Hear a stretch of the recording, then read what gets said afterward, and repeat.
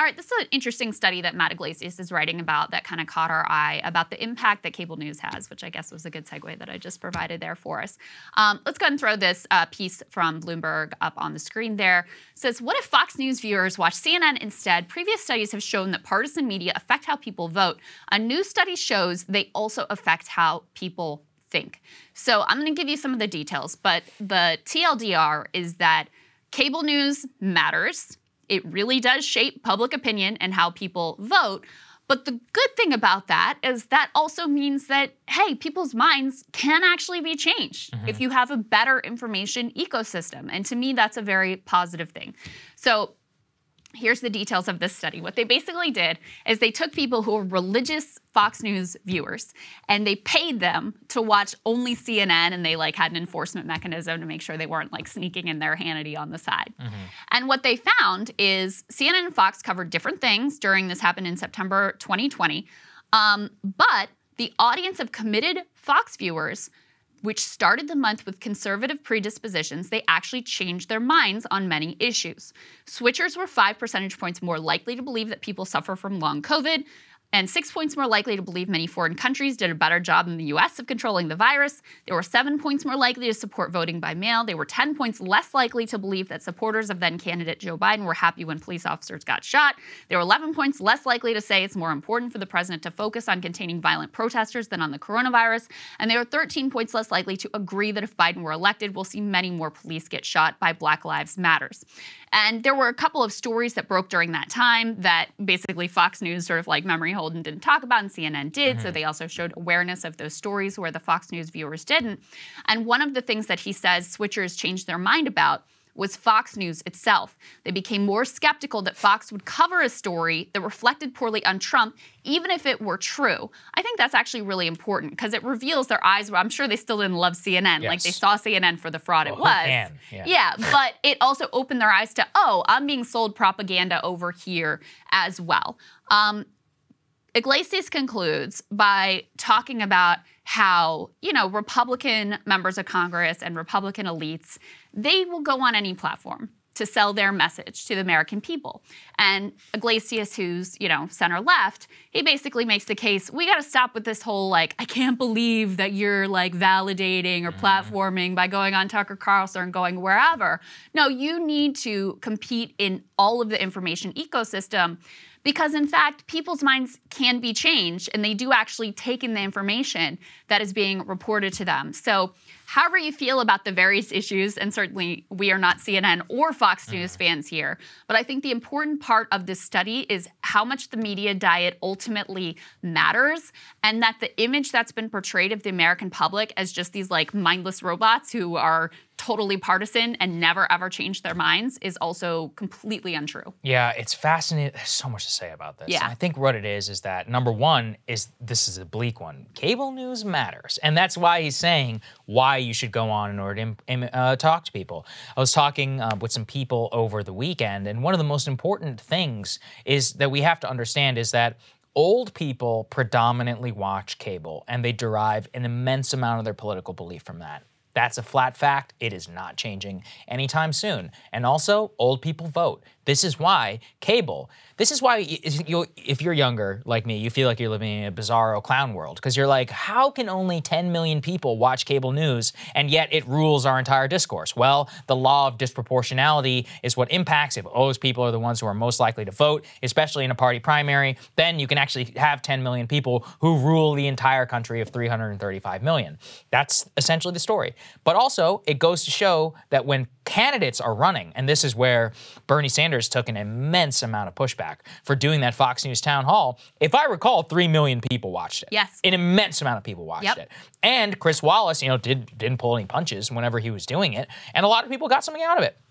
Pete Buttigieg actually did the same thing. He would go on Fox News very often. I would say that Biden's problem is that he probably doesn't do enough of this. He should do many more interviews. Well, I don't know. For his own sake, maybe that's not true. But let's say Obama, okay? Obama very famously declared war on Fox News in 2009. They said this is not a legitimate news organization. They tried to push them out of the White House press corps. They tried to make it so that they weren't giving interviews. And ultimately, they had to cave and do an interview with Bill O'Reilly during the Super Bowl. And the reason why was because they had had to understand that even at that time, I mean, millions and millions and millions of people, especially those who were most politically engaged, watched it. So on the one hand, it's an important lesson for politicians, but on the other, it just shows us a very pathetic reality that so many millions of people just derive, not their just political opinions, but their entire worldview from the programming decisions of these 3 networks. Have you think of a more destructive oligopoly in the history of the United States? Yeah. At least in the past. So true. We had decentralized news. Yes, the Hearst papers and all of that, and I'm not saying they didn't cause damage, but you were exposed to such a wide array of opinion in the yellow journalism era with all these different papers and opinions and all this stuff going on. Right now, it is controlled by 3 news organizations who are all based in New York City and who a lot of them work together or work in their own controlled ecosystem. Yeah. That's not a good place for this country. I'm kind of hopeful right now, though, I have to be honest with you, because what this shows is you have to have a new mainstream. Yeah. You have to have a different media ecosystem that has different incentives, because the incentive, like, cable news is never going to be better than it is. It's a profit-making venture driven by advertising dollars with a bunch of people who are completely captured by DC bubble culture, either of the liberal variety or of the conservative variety. That ain't changing. But what is changing is the amount of options that you have that are wildly superior to what these people are ultimately doing. And while, yes, it is a definite fact that you have older generations which disproportionately watch cable news, their average consumer is really old, and sometimes we make fun of that, but that gives them disproportionate political power. On the other hand, rising generations, they're not watching this crap.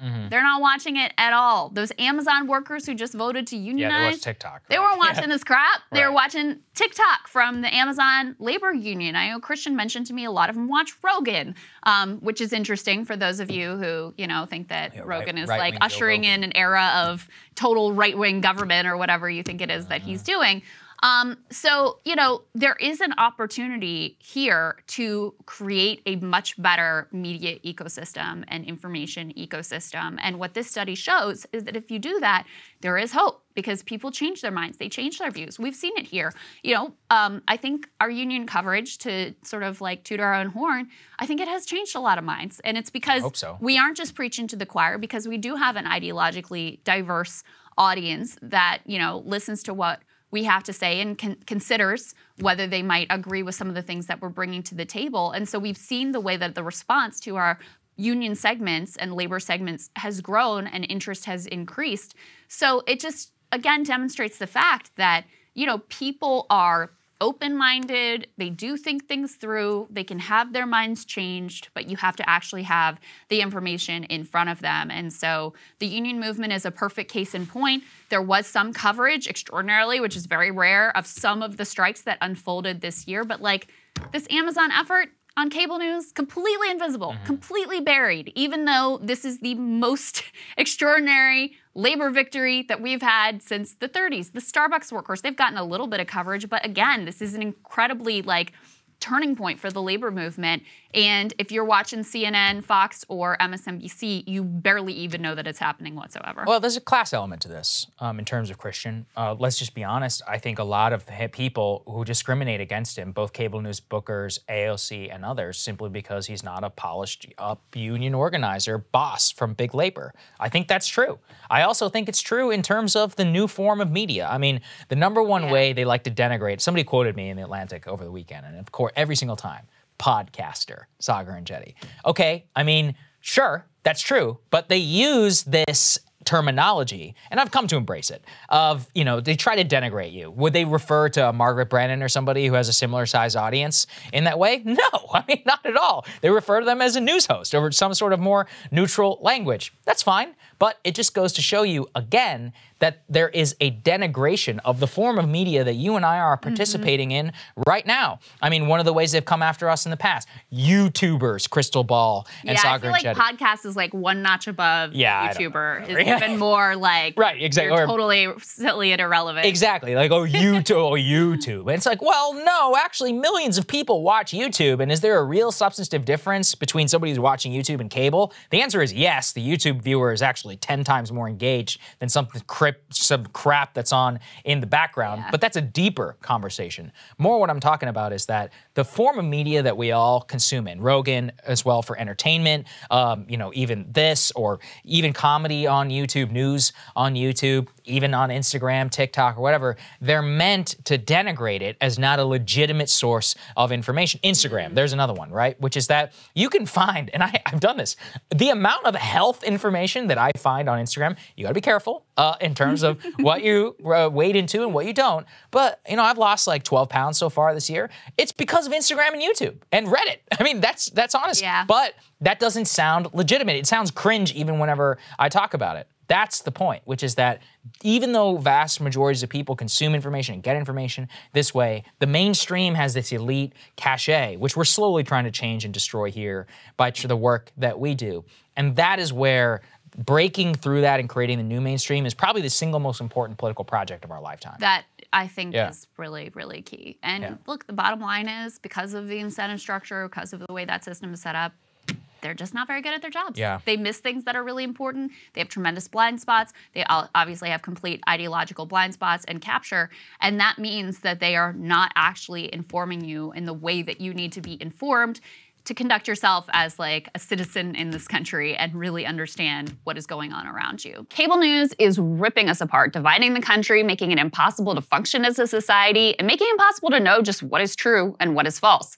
But the good news is they are failing and they know it. That is why we're building something new, a new mainstream, a healthier one, something more trustworthy, something that we are going to need in one of the most pivotal times in American history. We are building up here for the midterms, for the upcoming presidential election, but we need your help. So if you can help us out by becoming a premium member today at breakingpoints.com, we're trying to change America for the better and the entire world. So what are you waiting for, guys? Go to breakingpoints.com and sign up and help us build a new mainstream.